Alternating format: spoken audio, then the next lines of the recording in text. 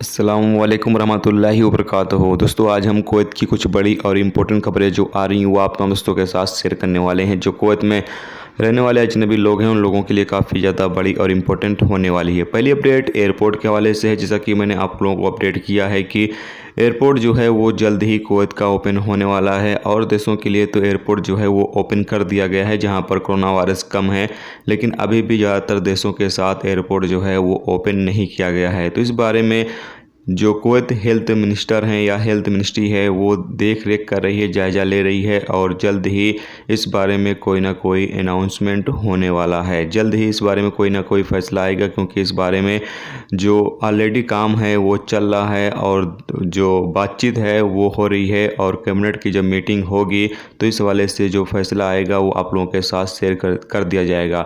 बताया जा रहा है कि जल्द ही एयरपोर्ट जो है वो कुवैत का ओपन किया जा सकता है।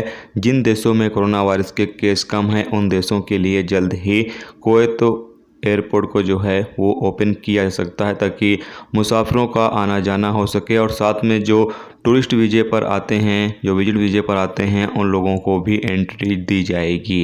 क्योंकि अभी कुवैत में जब से फ़्लाइट वगैरह बंद हुई है तब से जो टूरिस्ट सेक्टर है उसको काफ़ी ज़्यादा नुकसान हुआ है। तो आने वाले दिनों में टूरिस्ट को भी कुवैत के अंदर एंट्री करने की परमिशन दी जा सकती है, जहां पर कोरोना वायरस के केस बेहतर होंगे। जिन देशों में कोरोना वायरस के हालात नॉर्मल होंगे उन देशों के जो टूरिस्ट होंगे वो कुवैत के अंदर मुमकिन है कि एंट्री कर सकेंगे।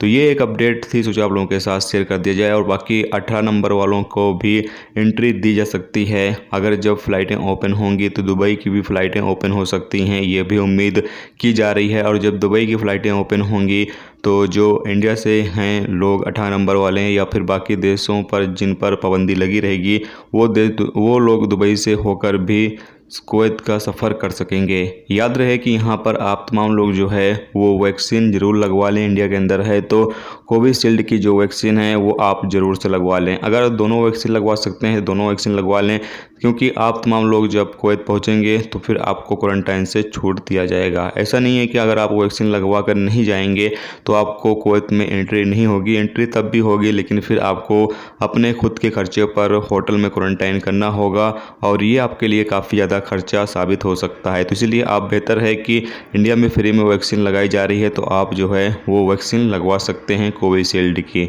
तो ये कुछ इंपॉर्टेंट अपडेट इंपॉर्टेंट जानकारी थी जो आ रही थी, सोचा आप लोगों के साथ शेयर कर दिया जाए।